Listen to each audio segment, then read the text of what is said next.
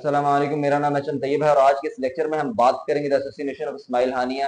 Who was Ismail Haniyeh actually and what will be the impact of his assassination on Middle East and ceasefire between Israel Gaza as well and what are the reaction of the world on this assassination and what is the point of view Iran right now। तो इन सब पे बात करते हैं। सबसे पहले इस्माइल हानिया कौन है? Who was Ismail Haniya? Ismail Haniyeh actually the political leader of Hamas. अब हमास क्या है? हमास एक तंजीम है जो कि एडमिनिस्ट्रेट करती है गजा स्ट्राइक को, उसको रन करती है, उसका सारा निजाम उनके पास है।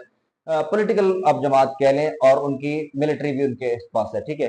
तो इस्माइल हानिया 1962 में पैदा हुए और ये एक रिफ्यूजी कैंप था, वहां पर पैदा हुए जो जिसको यूएनओ रन कर रहा था। और इन्होंने फिर वो सारे हालात देखे हुए हैं 1962 से लेकर ऑनवर्ड। और 1987 में इन्होंने अपनी ग्रेजुएशन कंप्लीट की फ्रॉम इस्लामिक यूनिवर्सिटी ऑफ गजा और इसके बाद इन्होंने अपने पॉलिटिकल करियर का आगाज किया। बाद में ये बहुत दफा जेल भी गए क्योंकि ये प्रोटेस्ट करते थे अगेंस्ट इसराइल इलीगल ऑक्यूपेशन और बहुत सारी चीजों के खिलाफ प्रोटेस्ट करते थे। इनको जेल भेजा गया और 2006 में ये बहुत ज्यादा पॉपुलर हुए क्योंकि ये वन टाइम प्राइम मिनिस्टर भी रह चुके हैं और प्राइम मिनिस्टर बने 1 ईयर के लिए। और इनको फिर बाद में 1 साल के बाद उतार दिया गया। फिर उसके बाद 2017 में इनकी इस तरह की जर्नी स्टार्ट होती है कि ये हमास के लीडर बन जाते हैं, पॉलिटिकल पार्शल पॉलिटिकल लीडर बन जाते हैं, किस्म के पार्शली कह सकते हैं आप उनको, क्योंकि इनके पास फिर उनकी आर्मी का कंट्रोल नहीं था या फौजी कंट्रोल नहीं था, ठीक है। और बाद में फिर 2018 में इनको कंप्लीट लीडर बना दिया गया और 2021 में ये सेकंड टर्म के लिए री इलेक्ट हुए। तो ये इनकी पॉलिटिकल हिस्ट्री थी। अब 31 जुलाई 2024 को इनको असैसिनेट कर दिया गया ईरान में। ये बेसिकली ईरान में मुकीम थे इस टाइम, वैसे कतर में भी रह रहे थे, ईरान में भी, लेकिन ईरान में ये ईरानी सदर की हल्फ बर्दारी की तकरीब पे आए हुए थे और वहां से ये वापस अपने रिहाइश गाह पे पहुंचे थे तो इनको मिसाइल से हिट किया गया और किल कर दिया गया। अब यहाँ पर ईरान का मौकफ क्या है? ईरान का इस मौजू पे आके मौकफ ये है, एक मौकफ, उनके दो तरह के मौकफ आ चुके हैं। उनके डेप्यूटी या वाइस प्राइम मिनिस्टर ने कहा है कि हम इस पे खामोशी इख्तियार करेंगे, अभी फिलहाल हम पीस टॉक करेंगे। लेकिन साथ में ही आयतुल्लाह अली खमेनी साहब ने इस पे बयान दे दिया कि नहीं, हम इसके लिए हार्श सजाएं मुकर्रर करेंगे क्योंकि इसको उन्होंने डायरेक्ट ही बात कर दी कि इसराइल ने इनको असैसिनेट किया है। तो उन्होंने कहा कि हम इनके लिए हार्श सजाएं मुकर्रर करेंगे, जो जो हमारे हाथ आएगा हम फिर उसको बताएंगे। और इसके बाद फिर उनके रिफ्यूजी जो रेवोल्यूशनरी गार्ड्स हैं उन्होंने भी ये बात की है, उन्होंने भी कहा कि हम जो है बदला लेंगे, ठीक है। मतलब ये कि दो तरह की उनमें डिवाइड्स आ चुकी। कुछ कह रहे हैं कि खित्ते में कशीदगी पैदा हो जाएगी तो आप ना लड़ें, कुछ कह रहे हैं कि हम लड़ेंगे, ठीक है। जो खुमैनी साहब हैं वो उनके सुप्रीम लीडर हैं। यहाँ पर ये सुप्रीम लीडर और बाकी जो है ये सारी हिरार्की किसी दिन डिस्कस करेंगे कि ईरान का सिस्टम क्या है, पॉलिटिकल सिस्टम।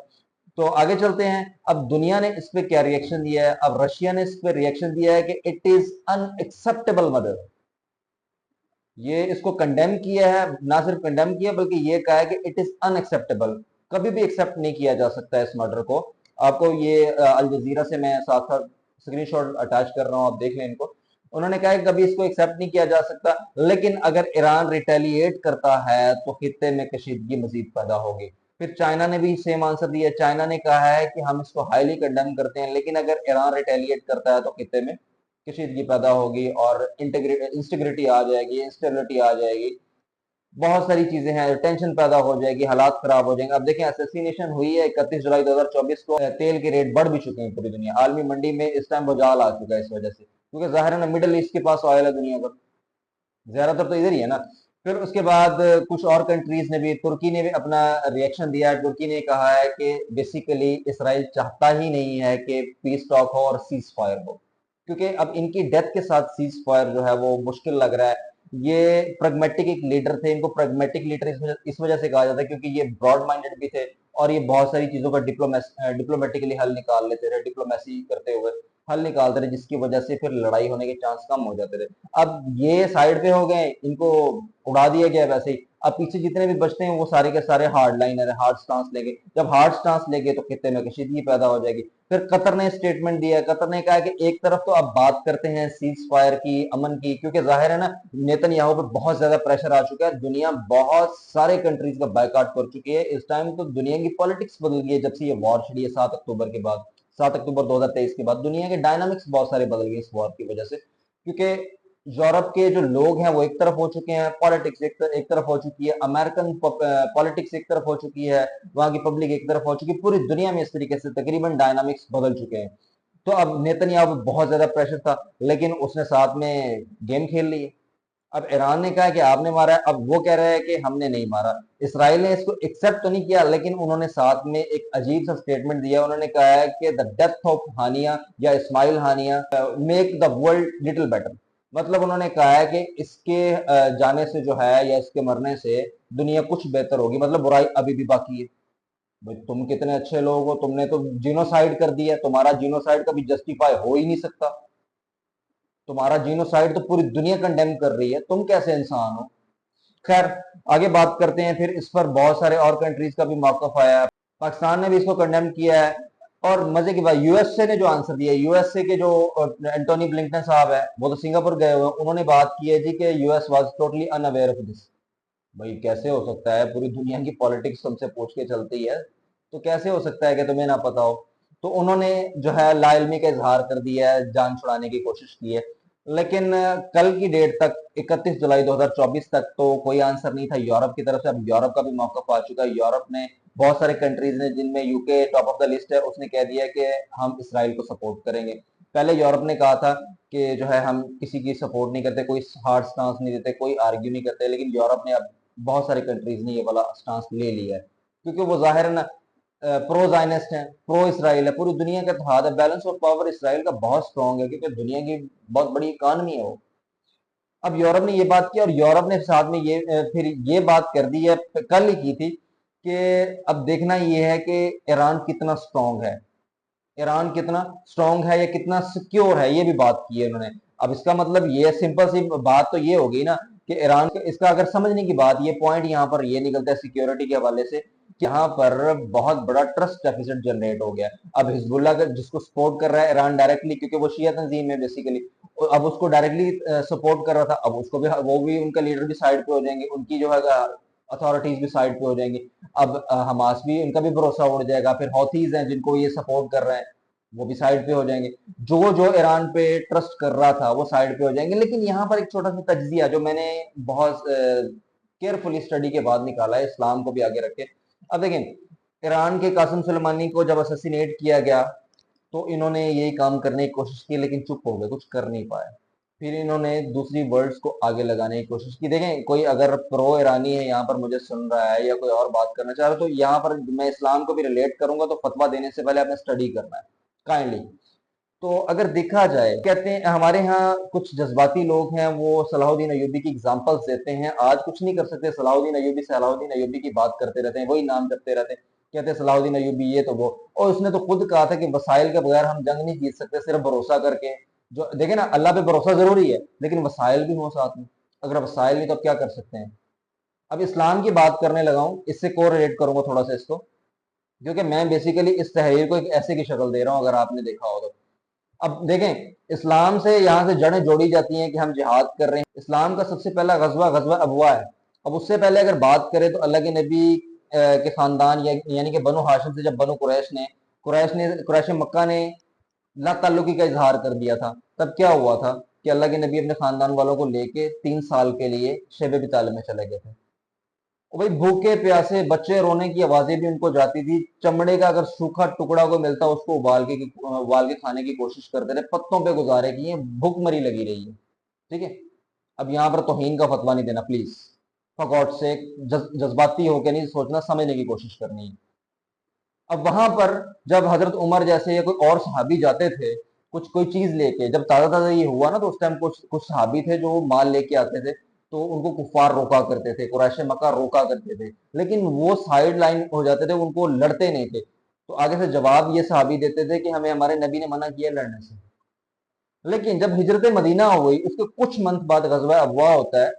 वहां पर पता लगा जी, जो गजवा अबवा, या इसको वादान मेरे ख्याल ये भी कहा जाता है। अब वहां उस इलाके में, उस पॉइंट से कुफार कुरैश मक्का का एक काफिला गुजरेगा। ये पता चला था, अल्लाह के नबी 60 मुहाजिरीन को लेके पहुंच गए थे, क्योंकि उन्होंने जायदाद जो हड़प्पी हुई थी। देखें, 60 आदमी लेके पहुंच गए थे काफिले को रोकने के लिए। और उसके बाद गजवा बदर 2 हिजरी को हुआ है। गजवा बदर में इधर 313 थे, 313 ये लोग थे ना मुसलमान टोटल, और उधर 700 प्लस थे, लड़ाई के लिए पहुंच गए थे। हालांकि उनका काफिला जा रहा था, वो तो सिर्फ गुजर रहे थे, उनको रोका गया, ट्रैप करने की कोशिश की, बाद में लड़ाई भी हुई। अगर देखा जाए इसके बाद गजवा तबूक, चले ज्यादा लंबी बात नहीं करते, गजवा तबूक अल्लाह के नबी की जिंदगी का आखिरी गजवा है। अब उसमें देखा जाए तो अल्लाह के नबी की तरफ 40,000 लोग थे, 40,000 सहाबा थे, और उधर कैसर रोम 1.5 लाख का लश्कर लेके पहुंचा हुआ था। फिर भी मुकाबला करने के लिए, टफ टाइम देने के लिए बॉर्डर पे जाया गया। क्यों जाया गया? क्योंकि पावर बन चुके थे, मुसलमानों ने अपने आप को मनवा लिया था। अब गजवा बुआ के टाइम तो कुछ नहीं था, लेकिन मुसलमान तादाद में काफी ज्यादा हो चुके थे, मदीना के कुछ कबाइल वो मुसलमान हो चुके थे, बहुत सारी तादाद बन चुकी थी मुसलमानों की। अगर कोई साथ ना भी देता, थोड़े बहुत लोग साथ दे रहे थे, 60 भी ना जाते, लेकिन पीछे बैकअप था। अगर शेबे भी तालब में सारे शहीद कर दिए जाते तो बैकअप ही ना बचता। बाकी अल्लाह जैसे चाहे अपने नबी की हिफाजत कर लेता, लेकिन दुनिया वसाइल के साथ जुड़ी हुई है अल्लाह ने, ठीक है। अगर यहाँ पर 7 अक्टूबर 2023 को हमास दावा करता है कि मैंने 5,000 मिसाइल दागे, गजा स्ट्राइक से 3,000 दागे, दो दो जो है 2,000 जो है बाहर से दागे, कहाँ पर, इसराइल में, उनको तो कुछ भी नहीं हुआ। भाई उनका डिफेंसिव सिस्टम ही बड़ा स्ट्रांग है, मैं उसकी तारीफ नहीं कर रहा, नाउजुबिल्लाह, मैं बिल्कुल तारीफ नहीं कर रहा, लेकिन बात ये कि आप उन्हें ताकतवर तो हो जाए ना। अगर ईरान ये जज्बाती बातें करता रहा तो मेरे ख्याल में ईरान ये खित्ते को लड़वा के मार देगा। तो मेरे ख्याल में इस तजवीज़ को आपको गौर करना होगा, और आपको इंडिकेटर खुद भी जोड़ने आने चाहिए जो सिविल सर्विसेज के स्टूडेंट हैं, बल्कि इवन दो जो वन पेपर के हैं, उनसे भी इंटरव्यू में कभी कभार तजिया ले लिया जाता है। तो तैयारी रखें आप भी। तो बाकी दुनिया के अब बदलते हुए डायनामिक्स में मैंने आपको बताया है कि ये वाले जवाब आ रहे हैं सबके। अब ईरान अगर रिटेलिएट करता है, रिटेलिएट करने की उसकी हिस्ट्री तो है ही है, वो अपने लोगों को चुप करवाने के लिए, मैनी साहब ने जब आर्ग्यू दिया तो उस पर जो है वो वाइस प्राइम मिनिस्टर साहब, उन पर तो चढ़ाई होगी पूरे ईरान में, अवाम रोडों पे आ गई। अब ये देखें ना, ये इस्माइल हानिया साहब का असैसिनेशन इनकी मुस्लिम वर्ल्ड के लिए बहुत बड़ा एक चैलेंज है, specially for Gaza strike, specially for Middle East, बहुत बड़ा चैलेंज है। तो मेरे ख्याल में ईरान को चाहिए कि अभी होश के नाखून ले, अभी ना लड़े, बिल्कुल ना लड़े, अपने आप को पहले स्ट्रांग बनाए। वो उनका तो बंदा ही नहीं है ना, वो तो कह रहे हैं कि हम सिर्फ सपोर्ट करते हैं, लेकिन हमारा मेहमान था, हमारा मेहमान मार दिया गया। तो मेरे ख्याल में यहाँ पर होश के नाखून लेने जरूरी है, अगर होश के नाखून लेंगे तो बच जाएंगे, अदरवाइज ईरान का बैलेंसिंग पावर बहुत जो है वीक है, क्योंकि इसके बैलेंसिंग पावर में आता है लेबनान, जरा जरा कतर आ जाएगा, अब सऊदी अरब आ जाएगा, और कौन आएगा? और कोई भी नहीं आएगा। और उसके बैलेंस ऑफ पावर में पूरा यूरोप खड़ा हो जाएगा, वहां पर भी न्यूक्लियर वेपन बैठा हुआ है, अमेरिका खड़ा हो जाएगा, वो खुद न्यूक्लियर वेपन है इटसेल्फ, और भी बहुत सारे, उसका बैलेंस ऑफ पावर बहुत लंबा बन जाएगा। ईरान ब्रिक्स का मेंबर अभी बन चुका है, इस वजह से थोड़ा सा ज्यादा जो है ना चैलेंजिंग कर रहा है, लेकिन मेरे ख्याल में उसको नहीं करना चाहिए। ब्रिक्स वाले कंट्रीज अगर मजबूर हो जाए तो साइड पे कर देंगे। तो मेरे ख्याल में ईरान को चाहिए कि रिटेलिएट ना करे, चुप करके बैठे। सारे कंट्रीज ने यही कहा है कि ये मर्डर अनएक्सेप्टेबल है, लेकिन हम इसको चाहेंगे कि आप खामोश हो जाए। तो ऐसी और वीडियोज के लिए जुड़ जाए मेरे साथ, लाइक एंड सब्सक्राइब ना भूलिएगा, अपना भी ख्याल रखिएगा, अपने चैनल का भी। अल्लाह हाफिज।